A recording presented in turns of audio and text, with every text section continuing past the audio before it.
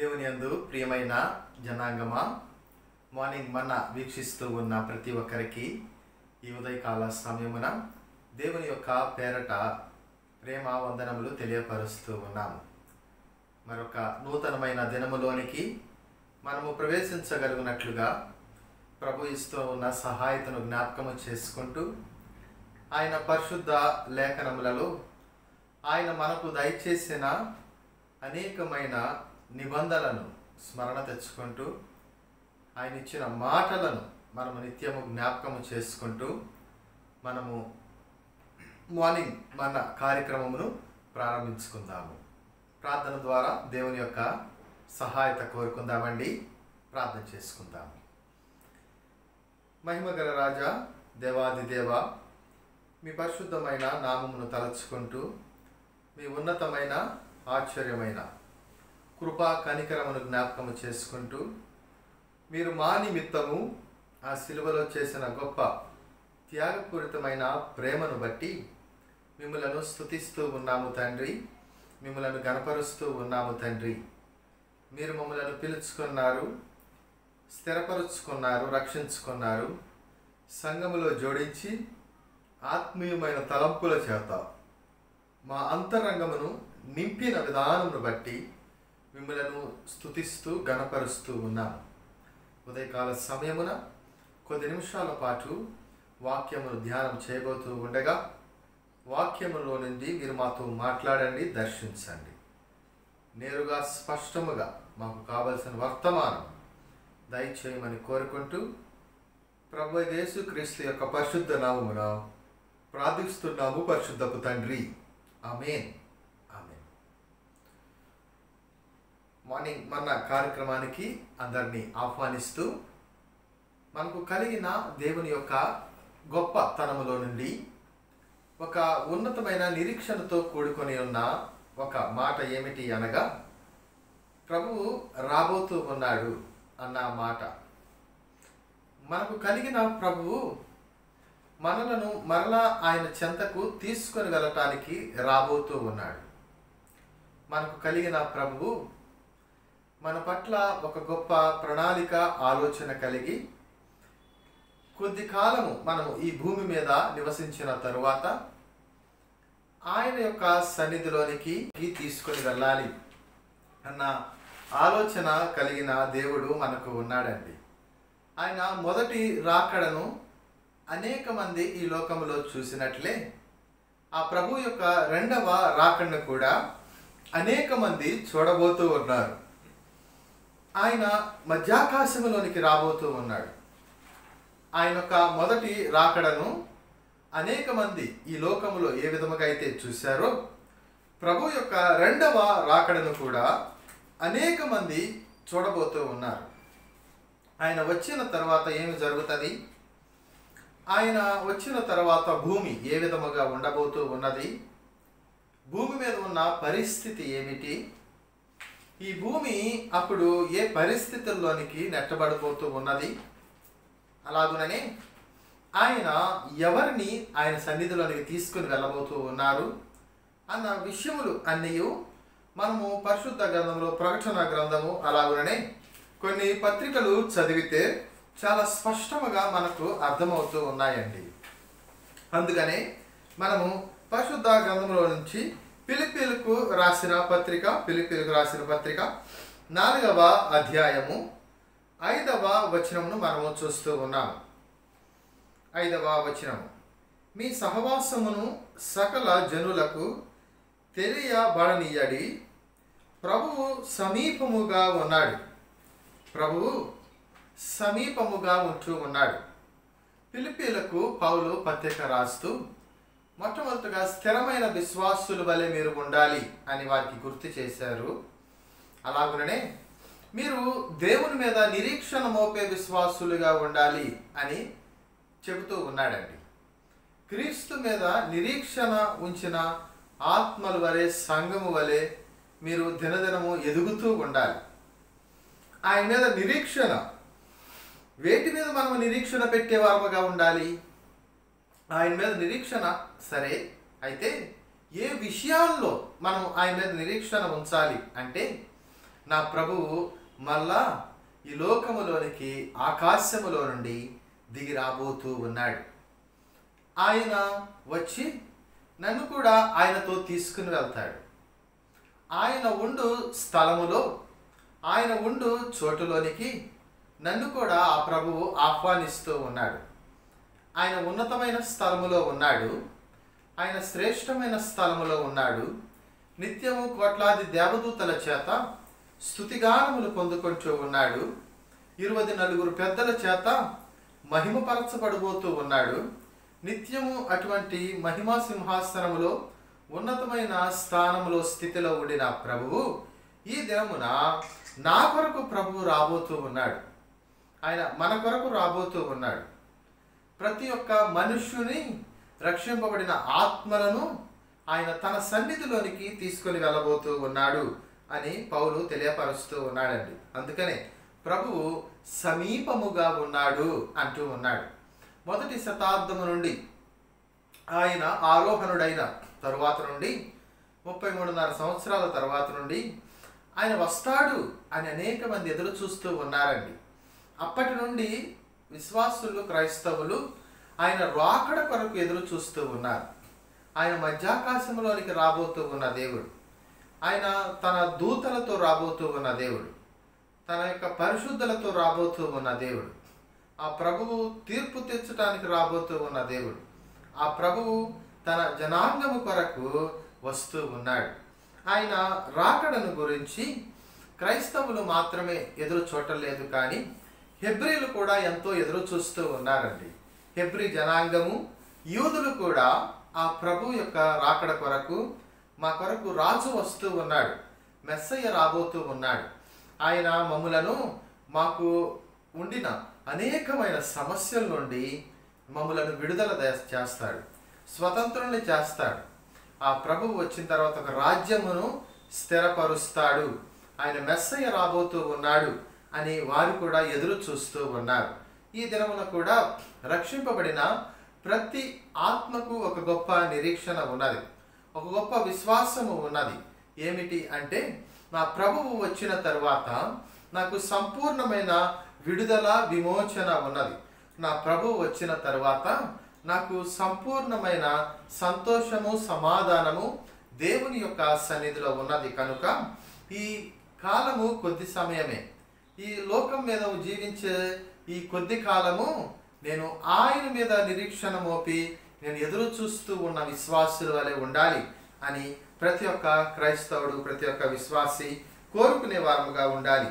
అలాగనే పరిశుద్ధ గ్రంథములోంచి ప్రకటన గ్రంథము 1వ అధ్యాయం 3వ వచనము మనము ధ్యానం చేస్తే అక్కడ కూడా సమయము సమీపించినది గనుక ఈ ప్రవచన వాక్యములు చదువువాడును వాటిని విని ఇందులో వ్రాయబడిన సంగతులను గైకొను వాడును ధన్యుడు. ఏం సమీపించినది?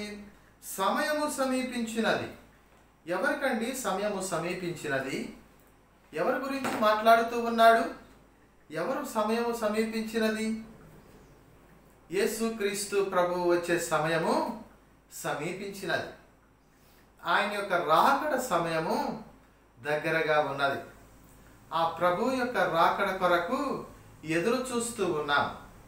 ఆ ప్రభు వచ్చిన తరువాత మనందరము ఆయనతో కూడా ఎత్తబడే గుంపులో ఉంటాము. కనుక ఆయన మీద నిరీక్షణ మోపే వారముగా ఉండాలండి. ఆయన మీద నిత్యమైన ఎదురుచూపు అంటూ ప్రతి విశ్వాసికి ఉండాలి. క్రీస్తు వస్తాడు, క్రీస్తు వచ్చును అని అనేక మంది సాక్ష్యం ఇస్తూ ఉన్నట్టు మనం చూస్తాము. అనేక మంది సాక్ష్యం ఇస్తూ ఉన్నారు. నూతన నిబంధనలో మాత్రమే కాదండి, పాత నిబంధన నుంచి కూడా మనము చూస్తే ఆయన ప్రవచన వచనములు, పాత నిబంధనలో అనేకమైన వచనాలు చూస్తాము.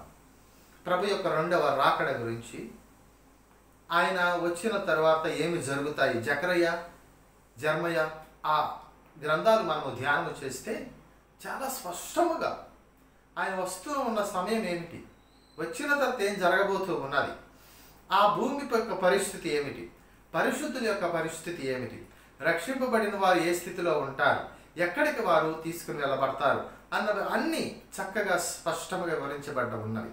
కనుకనే పాత నిబంధన నుంచి అనేకమైన ప్రవచనాలు మనము చూస్తాము క్రీస్తు యొక్క రెండవ రాకడ గురించి. అలాగనే దేవదూతలు కూడా ఒక మంచి ప్రకటన ఇస్తూ ఉన్న విధానము మనము చూడగలమండి. అపోస్తుల కార్యము మొదటి అధ్యాయము, అపోస్తుల కార్యము మొదటి అధ్యాయము 11వ వచనంలో మీరు గమనిస్తే, గలిలయ మనుషులారా, మీరెందుకు నిలిచి ఆకాశం వైపు చూచుచూ ఉన్నారు? మీ యొద్ద నుండి పరలోకమునకు చేర్చుకొనిన బడిన ఈ యేసే ఏ రీతిగా పరలోకమునకు వెళ్ళుట మీరు చూచిరో ఆ రీతిగానే ఆయన దిగి వచ్చుటను మీరు చూతురు. ఏ విధముగా అయితే ఆ యేసుక్రీస్తు ప్రభు పరలోకములోనికి వెళ్ళటాన్ని మీరు చూశారో అదే విధముగా ఆయన యొక్క రాకడను కూడా మీరు చూడబోతూ ఉన్నారు. ఆ ప్రభు యొక్క రాకడను అనేక మంది జనాంగము కల్లారా చూస్తారండి. అప్పుడు మనము బతికే ఉంటే మనము కూడా చూస్తామేమో. ఆ క్రీస్తు యొక్క రాకడను అనేక మంది వారి యొక్క సొంత కళ్ళతో చూడబోతూ ఉన్నారు. ఎంత మహిమ కలిగిన ప్రభువు, ఎంతో ఉన్నతమైన దేవుడు కదా, ఆయన వెలుగై ఉన్నాడు కదా. అటువంటి ప్రభు యొక్క రాకడను కల్లారా చూసే దినము రాబోతూ ఉన్నది. ఆయన మధ్యాకాశములోనికి రాబోతూ ఉన్నాడు, దేవదూతలతో రాబోతూ ఉన్నాడు, తన యొక్క పరిశుద్ధ జనాంగముతో రాబోతూ ఉన్నాడు. అలాగుననే ఆ యొక్క జనాంగముతో మనల్ని కూడా ఐక్యపరచుకొని ఆయన ఉండు స్థలములోనికి మనలను కూడా తీసుకుని వెళతాడు. ఆ స్థలము నిత్యమైనది, ఆ స్థలము శాశ్వతమైనదిగా మనము చూస్తూ ఉన్నాము. ప్రకటన గ్రంథములోనే యోహాను రాయచ్చు మరొక మంచి మాట మాట్లాడుతూ ఉన్నాడండి. మొదటి అధ్యాయము 7వ వచనం మనము చూస్తే, ఇదిగో ఆయన మేఘారూఢుడై వచ్చుచూ ఉన్నాడు, ప్రతి నేత్రము ఆయనను చూచును, ఆయనను పొడిచిన వారును చూచెదరు, భూజనులందరూ ఆయనను చూచి రొమ్ము కొట్టుకుందురు. అనేక మంది ఆయనను చూస్తూ ఉన్నారు. ఆయన మేఘారూఢుడై వస్తూ ఉన్నాడు, మధ్యాకాశంలోనికి వస్తూ ఉన్నాడు, మేఘాల మీద నుంచి ఆయన వస్తూ ఉన్నాడు. ప్రతి నేత్రము ఆయనను చూచును, ఆయనను పొడిచిన వారు చూస్తారు. ప్రతి కన్ను ఆయనను చూడబోతూ ఉన్నదండి. అప్పుడు నిలిచే ప్రతి ఒక్కరూ ఆయన యొక్క ఆగమనమును చూడబోతూ ఉన్నాడు. ఆయన మధ్యాకాశంలోనికి ఏ విధముగా దిగి వస్తూ ఉన్నాడో కొంతమంది చూసేవారు ఉన్నారు. ప్రతి నేత్రము ఆయనను చూస్తారు. అలాగుననే ఆయనను పొడిచిన వారు కూడా ఆయనను చూడబోతూ ఉన్నారు. ఆయనను దూషించిన వారు అనేక మంది ఉన్నారు. ప్రభువును తిరస్కరించిన వారు ఉన్నారు కదా. ప్రభువును మాకు కాదు అని త్రోసివేసిన వారు ఉన్నారు కదా. ఆయన ప్రేమ కలిగిన మాటలను విని కూడా వద్దు అని విసర్జించిన వారు ఉన్నారు కదా. వారందరూ కూడా ప్రభు యొక్క రాకడలో నిలిచి ఉన్న సమయమున ఆయన దిగి రావటాన్ని చూడబోతూ ఉన్నారు. ఆయన మధ్యాకాశంలోనికి రావట ఒక గొప్ప, ఎంతో చారిత్రకమైన విషయముగా మనము చూడవాలి. భూజనులందరూ ఆయనను చూచి రొమ్ము కొట్టుకుందురు. వారి యొక్క రొమ్ము కొట్టుకునే దినాలు వస్తూ ఉన్నాయి. కొంతమంది ఏడ్చేవారు ఉన్నారు, కొంతవారు సంతోషంతో రొమ్ము కొట్టుకునేవారు ఉన్నారు, కొంతమంది దుఃఖంతో బాధపడేవారు ఉన్నారు. ఇంతకాలము మేము నమ్మలేదని దుఃఖముతో ఏడ్చేవారు కూడా ఉండబోతూ ఉన్నారండి. మొట్టమొదటిగా మనం చూద్దాం, దేవదూతలు ఆయన యొక్క రాకడను గురించి ఎంతో స్పష్టంగా తెలియపరిచాయి. అపోస్తలులు కూడా ఆ ప్రభు యొక్క రాకడను గురించి తెలియపరుస్తూ ఉన్నారు. మొదటి దశలోని రాసిన పత్రిక 4:16, 17, 18, 20 వరకు మనం చదివితే అక్కడ ఆయన ఏ విధముగా వస్తూ ఉన్నాడు, ఎవరితో వస్తూ ఉన్నాడు, ఆయన వస్తూ ఉన్నప్పుడు కడబూర ఏ విధముగా ఊదుతూ ఉన్నారు, అదంతా చాలా నీట్గా తేటగా మనకు అర్థమవగలిగినట్లుగా అక్కడ చూస్తూ ఉన్నాము. రోమీలకు కూడా పౌలు రాస్తూ 8వ అధ్యాయము 19వ వచనం మనము చదివితే, అక్కడ ఆయన యొక్క సృష్టి మనకు తెలియపరుస్తూ ఉన్నదండి. రోమీలకు కూడా పౌలు రాస్తూ 19వ వచనంలో మనము ధ్యానం చేస్తే ఒక మంచి మాట మాట్లాడుతూ ఉన్నాడు. దేవుని కుమారుల ప్రత్యక్షత కొరకు సృష్టి మిగుల ఆశతో తేరి చూచుచు కనిపెట్టుచు ఉన్నది. ఎవరి కొరకు? దేవుని యొక్క కుమారుని యొక్క ప్రత్యక్షత కొరకు, దేవుని కుమారుని యొక్క ఆగమనము కొరకు, ఆ ప్రభు యొక్క రాకడ కొరకు ప్రకృతి సృష్టి ఎంతో ఆశతో ఎదురు చూస్తూ ఉన్నది. అనగా సృష్టి నాశనమునకు లోనైన దాస్యములో నుండి విడిపింపబడి, దాస్యములో నుంచి విడిపిస్తూ ఉన్నాడు. దాస్యపు స్థితిలో నుండి, నాశనకరమైన స్థితిలో నుండి విడిపిస్తూ దేవుడు ఉన్నాడు. విమోచన దయచేస్తూ ఉన్నాడు, విడుదలను దయచేస్తూ ఉన్నాడు. మిగుల ఆశతో తేరి చూచుచు కనిపెట్టుచు ఉన్నది. ప్రత్యక్షత కొరకు సృష్టి కనిపెడుతూ ఉన్నదండి. ప్రభువు యొక్క ఆగమనము కొరకు, ఆయనను చూచుట కొరకు సృష్టి కూడా ఎంతగానో ఎదురు చూస్తూ ఉన్నది. ఆ ప్రభువుని చూడాలి, ఆశతో తేరి చూస్తూ ఉన్నదంట. ఎందుకని తేరి చూస్తూ ఉన్నది సృష్టి? ఆ సృష్టిని సృజించినది ఎవరు? ఆ ప్రభువు కదా.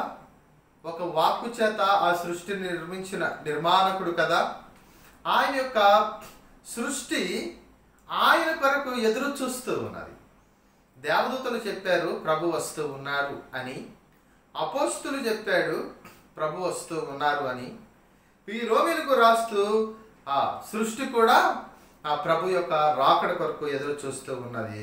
అదే సమయమున యోహాను సువార్తలో మనము చూస్తే మంచి మాట 14వ అధ్యాయము, యోహాను సువార్త 14వ అధ్యాయము 3వ వచనము మనము చూద్దాము.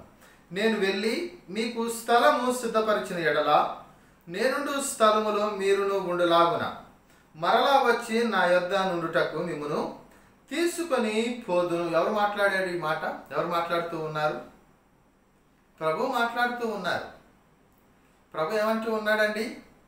నేను ఇప్పుడు వెళ్ళబోతూ ఉన్నాను.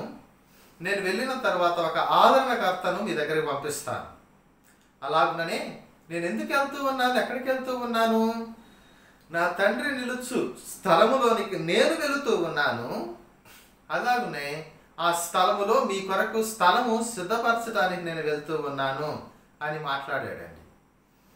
ఆయన ఉండు స్థలములో మీరును ఉండులాగున ఒక మంచి స్థలము మీ కొరకు ఏర్పరచటానికి నేను వెళ్తూ ఉన్నాను.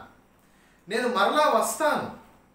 నేను వచ్చి మిమ్ములను నేనుండు స్థలములోనికి మిమ్ములను తీసుకుని వెళ్తాను. నేను ఎక్కడైతే ఉండబోతూ ఉన్నానో, నా తండ్రి దగ్గర నేను ఉండబోతూ ఉన్నాను, అక్కడికి నేను మిమ్మల్ని కూడా తీసుకుని వెళ్తాను. ఎంత గొప్ప ధన్యత విశ్వాసులకు దేవుడు ఇచ్చాడు. ఎంత గొప్ప భాగ్యం అండి. మన కొరకు ఆయన రాబోతూ ఉన్నాడు. మొదటిసారి వచ్చాడు. మొదటిసారి రిక్తునిగా తగ్గించుకొని వచ్చాడు. ఒక శిశువు రూపమును ధరించుకొని వచ్చాడు. మనుష్యుని పోలికగా మనుషుని యొక్క రక్త మాంసములను అంగీకరించి ప్రభు వచ్చాడు.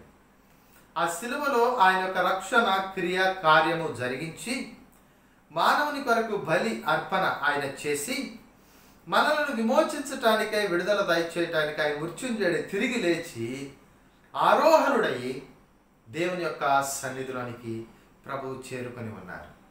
మరలా మన కొరకు రాబోతూ ఉన్నారు.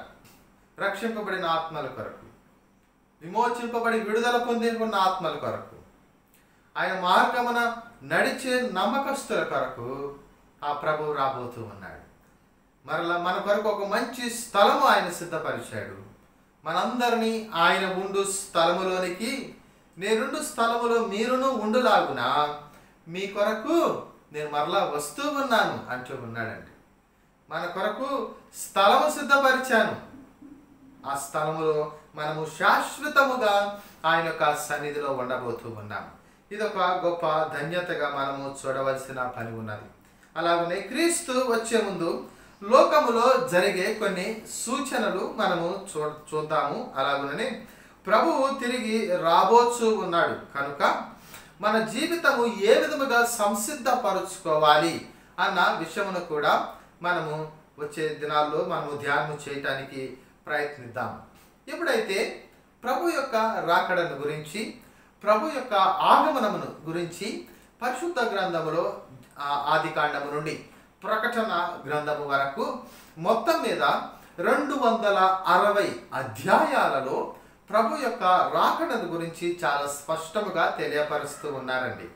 పాత నిబంధన గ్రంథము నుండే మనము చూడవచ్చు ప్రభు మరలా రాబోతూ ఉన్నాడు అని. ఆయన యొక్క రెండవ రాకడను గురించి కూడా పాత నిబంధనలోనే చాలా స్పష్టముగా ఉంటూ ఉన్నదండి. అందుకనే యూదులు కూడా ఆయన మరలా వస్తారు అని నమ్ముతారు. యూదులు కూడా మెస్సయ్య రాబోతూ ఉన్నాడు. కాకపోతే మనం చూసే వ్యూస్ వేరుగా ఉన్నాయండి. ఒక క్రిస్టియన్ క్రైస్తవుడు నా లోక రక్షకుడు వస్తూ ఉన్నాడు, నా ప్రాణమును రక్షించిన ప్రభు వస్తూ ఉన్నాడు, నా కొరకు మృత్యుంజయుడైన తిరిగి లేచిన ప్రభు వస్తూ ఉన్నాడు అన్న నిరీక్షణ మనకు ఉంటుంది. ఎప్పుడైతే యూదులు ఆయనను చూసే విధానము, నా కొరకు మెస్సయ్య రాబోతూ ఉన్నాడు, ఆయన రాజుగా రాబోతూ ఉన్నాడు. ఆయన ఏ విధంగా వస్తూ ఉన్నాడు? ఒక రాజుగా వస్తూ ఉన్నాడు. ఆయన రాజ్యమును స్థాపించటానికి వస్తూ ఉన్నాడు. ఆయన ప్రజల కొరకు వస్తూ ఉన్నాడు. ఆ ప్రజల యొక్క విమోచన కొరకు, విడుదల కొరకు ప్రభువు మెస్సయ్య వస్తూ ఉన్నాడు. ఆయన మొదటిసారి ఒక గాడిద మీద ఎక్కి వచ్చాడు, కానీ ఈసారి ఆయన రౌద్రముతో రాజ్యమును పరిపాలించటానికి రాబోతూ ఉన్నాడు. యూదుల యొక్క శత్రువులు అనేక మంది ఉన్నారు. వారి యొక్క శత్రువుల చేతిలో నుండి తప్పించటానికి ఆ రాజు రాబోతూ ఉన్నాడు. ఆయన మెస్సయ్యగా రాబోతూ ఉన్నాడు. ఆయన రాజ్యమును స్థాపిస్తాడు, రాజ్యమును స్థిరపరుస్తాడు అని యూదులు నమ్ముతూ ఉన్నారండి. ఈ దినమును కూడా ప్రభు మనకు గొప్ప నిరీక్షణ ఇచ్చాడు. మనకు గొప్ప ఎదురుచూపు మనము క్రీస్తులో చూస్తూ ఉన్నాము. ఆ ప్రభువు రక్షింపబడిన ప్రతి ఒక్కరి కొరకు రాబోతూ ఉన్నాడండి. ఆ ప్రభువు మనందరి కొరకు రాబోతూ ఉన్నాడు.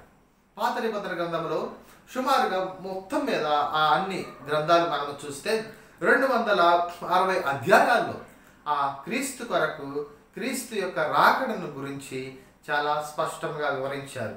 అలాగనే 318 సార్లు క్రీస్తు యొక్క ఆగమనమును గురించి గ్రంథకర్తలు అనేక చోట్ల ప్రస్తావిస్తూ వస్తూ ఉన్నారండి. కొన్ని ప్రవచనాలు చూస్తాము, కొన్ని నూతన నిబంధనల సువార్తల్లో కూడా చూస్తాము, మరికొన్ని పత్రికలు, చివరికి ప్రకటన గ్రంథములు కూడా ఆయన మధ్యాకాశంలో నుంచి రాబోతూ ఉన్నాడు, రక్షకుడు రాబోతూ ఉన్నాడు, ప్రభు రాబోతూ ఉన్నాడు, మానవుని యొక్క పాపములు క్షమించటానికి, మానవుని యొక్క దోషము నుంచి విడుదల దయచేసి ఆయన యొక్క రాజ్యములో మనలను స్థిరపరచుకోవటానికి ఒక రక్షకుడు వస్తూ ఉన్నాడు అన్న విషయాన్ని గ్రంథకర్తలు చాలా స్పష్టముగా తేటగా మనకు తెలియపరిచారు. ఈ దినమున కూడా మనము ఆయనను వెంబడిస్తూ ఉన్నాము, ఆయన మార్గంలో మనం నడుస్తూ ఉన్నాము, ఆయనను రక్షకుడిగా స్వీకరించి ఉన్నాము అంటే మనము కూడా ఆయన మీద గొప్ప నిరీక్షణ మోపే విశ్వాసులుగా ఉండాలండి. ఎదురు చూసే విశ్వాసులుగా ఉండాలి. ఇంకా రెండో ఆలోచన ఉండకూడదు, నా ప్రభు కొరకు నేను బ్రతుకుతున్నా, ఆయన వస్తూ ఉన్నాడు, ఆయన దగ్గరికి నన్ను తీసుకుని వెళ్తాడు అన్న ఎంతో నిరీక్షణతో మనము మన ఆత్మీయమైన జీవితాన్ని అలాగనే ఈ దినమున మనము ఆయన్ని చూస్తూ, ఆయన మీద ఆనుకొని, ఆయన మీద ఆధారపడి ఈ దినాన్ని ముందు కొనసాగించుకుందాం. దేవుడి మాటలు దీవించునుగాక. ప్రార్థన చేసుకుందామండి. పరలోకమందున్న ప్రభువా, అది త్వరలో రాబోతూ ఉన్న ప్రభువా, అతి సమీపముగా ఉండిన ప్రభువా, పౌలు ఫిలిప్పీలకు రాస్తదే అంటూ ఉన్నాడు తండ్రి, మీరు సమీపముగా ఉన్నారు అని మాట్లాడాడు, మీరు దగ్గరగా రాబోతూ ఉన్నారు అంటూ ఉన్నాడు ప్రభువా. తన జనాంగము కొరకు, తన ప్రజల కొరకు మీరు వస్తూ ఉన్నారు, నీ సొత్తైన యాజక సమూహము కొరకు మీరు రాబోతూ ఉన్నారు. మీరు మమ్మల్ని మీ సన్నిధిలోకి తీసుకుని వెళ్తాము అని మాట ఇచ్చారు. నేనుండు స్థలములో మీరును ఉండులాగున నేను మిమ్మల్ని ఆ స్థలములోనికి తీసుకుని వెళ్తా, ఒక స్థలము సిద్ధపరిచాను అని మాట ఇచ్చారు ప్రభు. అందుని బట్టి మీకే స్తుతి స్తోత్రం. అయ్యా తండ్రి, మార్నింగ్ మన్నా వీక్షిస్తూ ఉన్న ప్రతి ఒక్క ఆత్మను ప్రత్యేకమైన ప్రేమతో, కనికరముతో, కృపతో ఎత్తి పట్టుకోండి. మీరే వారికి తోడుగా నీడగా ఉండండి ప్రభు. వారు ఏ పనులైతే చేస్తూ ఉన్నారో మీకు తెలుసు, ఏ సమస్యలు అయితే ఉన్నావో మీకు తెలుసు, ఏ ఇరుకు ఇబ్బంది అయితే కుటుంబాల్లో ఉన్నదో మీకు తెలుసు ప్రభు. మీరు ఒక్కరి ఆశ్చర్యమైన కార్యము చేయగలిగిన దేవుడవు. మా జీవితాల అద్భుత కార్యములు చేయగలిగిన ప్రభు, మీకే స్తుతులు చెల్లిస్తూ ఉన్నాను. మార్నింగ్ మన్నా ద్వారా ప్రభు విస్తరింపబడుతూ ఉన్న ఈ వాక్యమును బట్టి మిమ్మల్ని ఘనపరుస్తూ ఉన్నాను. మాతో మీరు మాట్లాడిన మాటలు బట్టి మీకే స్తుతులు ప్రభు.